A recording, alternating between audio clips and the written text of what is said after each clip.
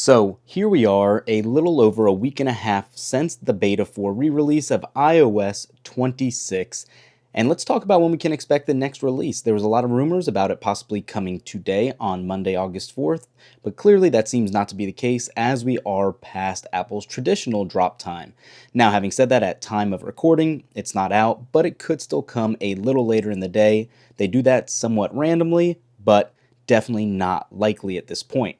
Beyond that, jumping right into the calendar here, like I said, Beta 4 re-release and public beta came out on July 24th, and here we are on the 4th of August now, which means we look to be still on that 2-week cycle. Now, having said that, I don't expect another Thursday release here. I do believe this should come Tuesday or Wednesday. Most likely, I would assume tomorrow to be the date of iOS 26 Beta 5. Now, the reason I'm saying that is because I would assume the day after, or worst case on Thursday, we will get the public beta 2 that I know a lot of people are looking forward to. One thing that is interesting here that has been kind of going on with these betas this year in settings general, and if you jump into more details, these build numbers are not running historically how they are when betas get close to public release. If you're familiar with Apple beta cycles or new to them, the letter at the end of the build number, the closer it got to the beginning of the alphabet, is how close it was to being a public release. Having said that, we've been moving in the opposite direction this year, moving away from A's to Z's. So historically, where if you know you had a C or B beta, you knew that was very close to being the final beta before the RC and public release.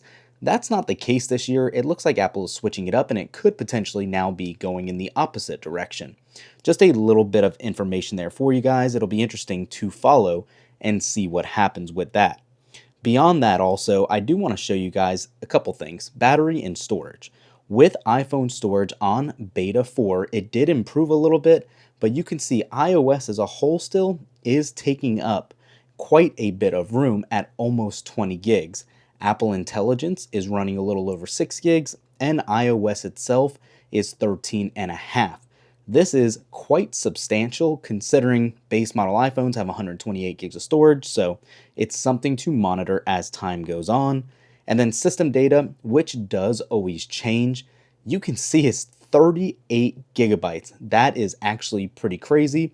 And if you compare that to my other iPhone here running on on 18.6, no betas. If you jump into the exact same settings in general and iPhone storage, it is not even remotely close to that. That is much more reasonable, but even 8 gigs still is quite a bit of system data to be using for storage. But aside from that also, if we now jump in and talk about battery life and how the battery has been holding up, and if you need a new 4-in-1 fast charging cable capable of 240 watts, thanks to today's sponsor for sending this over to look at, it's from Shazy, and yeah, it is a 4-in-1 cable. Opening it up, very nice packaging showing you exactly how it works. Actual cable itself right here, thick braided cable, and it's flat, so it's a little better than getting tangled.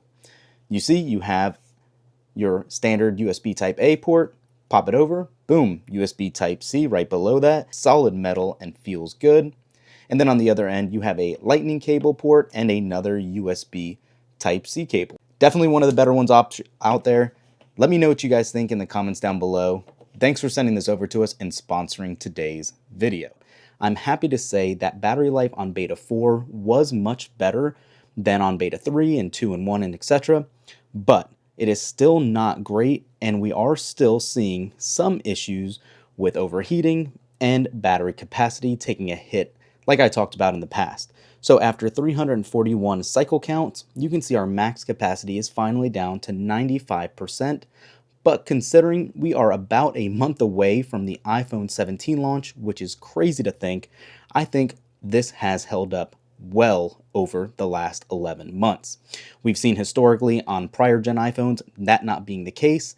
I'm glad to see Apple has seemed to figure that out this time. Aside from any other changes we're expecting in Beta 5, it will be very minimal. We might see other little tweaks like the icon tweaks or the new splash screen when you went into the camera app and little things like that. other changes in the phone app, talking about how you can block unknown numbers if you want to filter them and whatnot. But aside from that, I'm not expecting anything new at this point in time, just more performance and battery life tweaks.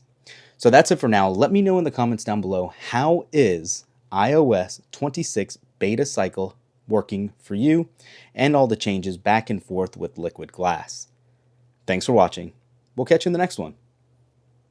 Peace.